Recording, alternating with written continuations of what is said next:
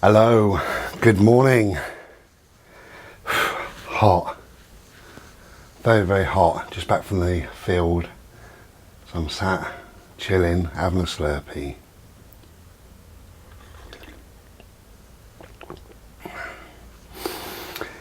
Another one of my thoughts. This person is going to remain anonymous. Wants to remain anonymous. So this person said, "How do you deal with stress?" Without giving too much away, but slightly shorter version of what I received. This guy said he'd been working in the same office for 8 years, and he suffers with stress. So much so that when he drives home, he's very, very stressed, as you can imagine, after a day. And he said twice now he's took the wrong turn in. Even though he's driven home 8 years, twice he's taken the wrong turn in. So, how to deal with stress, how to sort yourself out with stress, have a stressless life. He did say to me, "You seem the most unstressed person in the world." I have stresses in my life, the same as anybody else really. What I've learned is that the brain responds to whatever you tell it, and it is very simple and very basic. What you tell the brain, what you feed it, that's what it gives you back. So the brain responds to whatever you want to tell it. So if you tell it that you're happy, and you keep on saying you're happy, and you're smiling, and you're bubbly, and what have you, you end up having a good day because you're happy, and the brain does respond to whatever you do. You can fool the brain to do whatever you want to do. First of all, now what I would say to you, and I've always said this, if you go back in the videos and what have you, you said that you suffer from stress. I'd get rid of that word, suffer, and use deal with or manage. I prefer manage, because you manage your stress levels. That's what you should be doing, is managing. When you suffer, that means there is no managing. You just suffer. That's it. It happens to me, so I suffer it. There's nothing I can do about it. I suffer it. And it's not that. You can manage your stress. Now, just a few tips really, I suppose, just thinking about you and your job and things like that. 8 years in the same office. I'm assuming that you're not letting go of work. That's why you've taken the wrong turn on 2 occasions. You know, it's not a mental illness or anything like that. I wouldn't worry about anything like that. It's just that your coping mechanisms are not in place. So you're still stressed, even though you're driving home, you're still stressed thinking about work. That's what's happening. That's all that's happening really. So it's how to deal with that little procedure. Now, just before we get there, what I believe, rightly or wrongly, but this is what I think and this is what I believe for every hour that we live, we need 10 minutes to process that. So we need 10 minutes, if you can, 10 minutes off every hour. Now, working in an office, you probably won't get 10 minutes off per hour. So you might get 5 minutes, you might get 2 minutes, you might get 30 seconds just to breathe in deeply, close your eyes, and just breathe out slowly. Just let it go, let that go, just for a minute or two, just let it go. If you can find 10 minutes, that's absolutely wonderful. You know, okay, you might have 3 hours worth of work and then it's lunchtime, so you've got half an hour then. So that half an hour, you need to make sure that you're away from your desk, you're away from work, we're looking at emails while you're eating a sandwich, you don't have your work's phone on you, and you go and sit under a tree, or you go and have a fag, you go and have a coffee, you do your thing, whatever your thing might be, that is not work. You're not at work for those 30 minutes, you are not at work, and let it go. Breathe deeply, allow your system to calm down. And when you go back in, you notice that you're a little bit fresh and you're ready to start again. But if you can, every hour, I think it takes 10 minutes to process. When you think about your day, I don't know exactly where you work and what you do and all the rest of it, but I'm assuming your day, right? You've had to drive to work, you've had to get dressed or a shower or breakfast or whatever, you've had to drive to work, you've had to fill the car with petrol, you had to turn right, turn left, watch this traffic light, there's that silly car who's going to overtake you at 100 miles an hour, whatever it may be. There's lots of stresses involved there. Then you get to work and someone says, morning, can you do so-and-so? Because that's what they're like, I know. And then you open up all your emails and there's something difficult to deal with and you've got to make phone calls and you do this and you do that and you're sat under these fluorescent lights and one of them's buzzing and that's bloody annoying to you. Cleaners didn't empty your bin, so now you've got to go and do that. And just as you're doing that, your boss is going to have a quick word and you say, well, I'm just doing it. Yeah, but it's quite important. Oh, Christ. So anyway, so you're going to have a quick word with him, then you sit down, you think, right, I'm really going to do this. And then somebody says, oh, there's a meeting in 20 minutes, they need you to attend. Well, I haven't got 20 minutes, I'm doing this. You know, oh, and then the phones ring, and it goes on and on and on. That's a hell of a lot for our brains. We're not geared up for that. We're animals. We need to be sat by a stream. That's what we need to be doing. You know, we need to be looking at a tree. We need to be just chilling out. That's a lot to cope with. That's why I say, to process that, I would say it's 10 minutes per hour. You might get by 10 seconds. And if you do, great. Put a big breath in and release it and let it go, you know. But there are little tricks that you can play on the mind, on the brain, to let go of things, you know. Now, what I would suggest is when you get into your car at the end of your working day, take off what is work, even if it's one thing. Do you wear a tie? Do you wear a shirt and a tie? You probably do all day. So every single day from now on, you get in the car and you take off the tie and you lay it on your passenger seat. That symbolises the end of work. You don't put that tie on till the second you walk back in that office tomorrow morning. That tie represents work.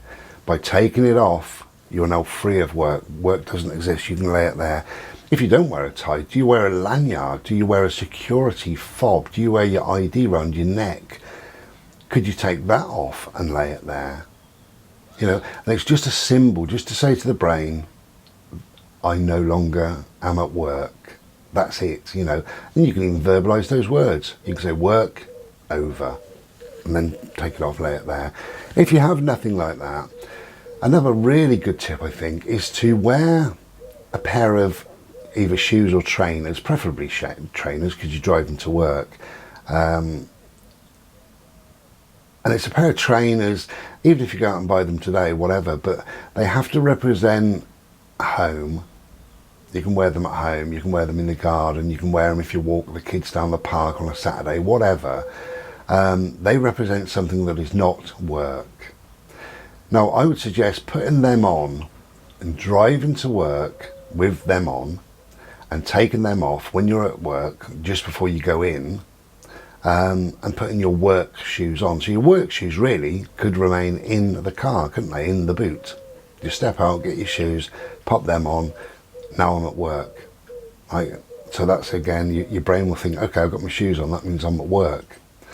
But in the evening, your brain will think, oh, work is coming off of my feet and leisure is coming on. So I don't think about work now, it's just leisure. So there's loads of little things like that you can do. And also, if you think about your house, when you go into your house, a lot of people would have perhaps a peg where they hang their work jacket and their work tie, and perhaps there's a shelf where they put their work keys or their work phone or their lanyard, or their briefcase goes down near the door, or some files they took home with them or whatever have to go somewhere on a shelf. Try and put that away, try and put it somewhere different, or try not to take it home, or try and leave it in the boot of the car. Try and leave it at work, because that's where it belongs. You know, don't have your work in your home space. You're not at work, you know. And turn the mobile off, turn the work's mobile off. I recommend that to everybody. You know, when 4 o'clock, 5 o'clock comes, whatever is the end of your day, turn it all off. Turn it off. You know, you're not at work. Don't answer any emails over the weekend. Don't look at any work emails. Don't think about work because you're not at work. You know, you are not your job. That's a really important thing to remember. You are not your job. Your job is part of you. It's what you do in your day. It fills a few hours, but you're not your job. And you can leave your job. You can move on. You can do whatever you want. So you can't be your job. You are definitely not your job. So all those things really, you know, try and put some things in place. You know, get rid of the word suffering. I suffer from stress. No, I manage my stress levels. Okay, I deal with stress. How do you deal with it? Well, by taking a deep breath in, or by taking 10 minutes per hour to process what's gone on for the last sort of 15 minutes. Definitely change your shoes, put your trainers on, take your tie off, whatever, sit in your car and just breathe deeply and say, work is over. That's it, it's gone.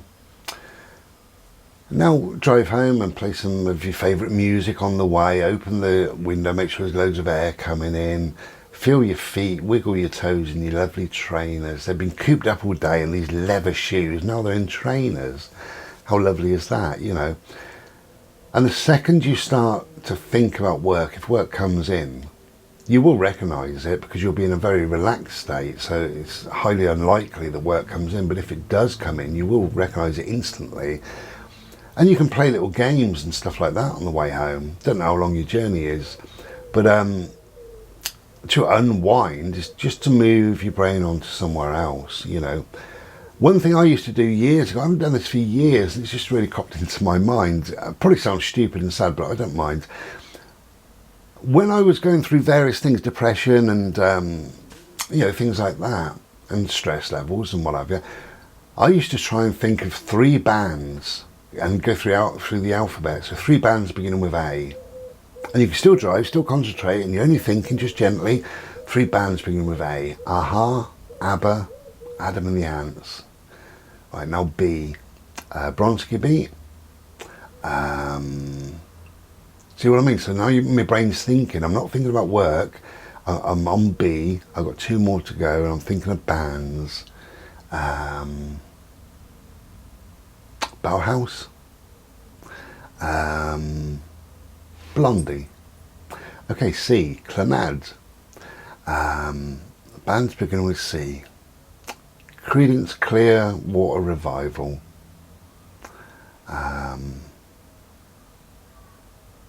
See what I mean? So you're just, or it could be girls' names beginning with A, 2 of them, or 5 of them, whatever. Alison, Angela, just 2. So B, Belinda, Beth. C. And it just puts your brain into some other gear, somewhere else. And if you do that, and you do that fairly often, then your brain's kind of excited and it's waiting for that. That means home time. That means no thought of work whatsoever. It means we're chilling, we're enjoying it. We've got gentle music on, we've got the wind blowing in me right ear.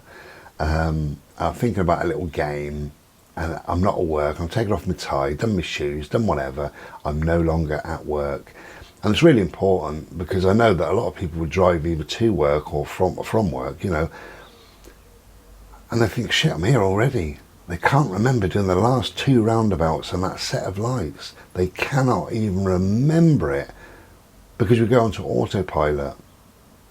You know, you can still be alert when you're playing this little game, if that's the game that you want to do, or whatever, or sing to yourself, whatever. Count how many red cards you see. I mean, it sounds stupid and childish, but do you know what? You're not thinking about work, you're not stressing, and you're not going to have an accident. You're going to get home safely, and you've got comfy feet. So just try those, really. Yeah, I do have a fairly stress-less life as much as possible, because I make it that way.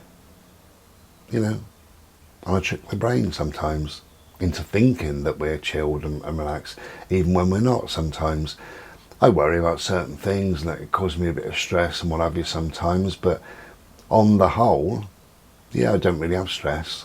Don't need it. It doesn't serve much of a purpose in my life. You know, a little bit of stress is a good thing sometimes. You know, when you go for an interview, a little bit of extra adrenaline makes you extra alert, and perhaps the interview will go very well and go your way.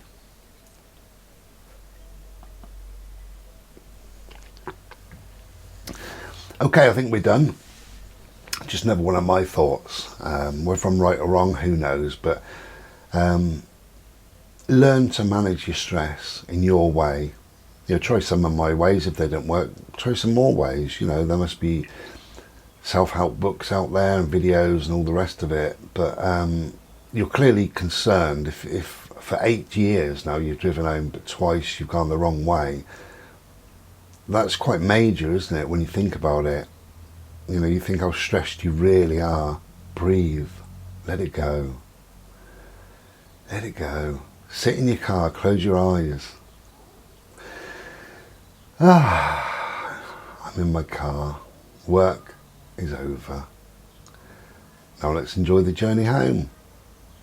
Now let's start the car. Just take those few seconds, breathe. Take care then. Thank you very much. That was worthwhile answering that one. Take care. Cheers. Bye. Be good.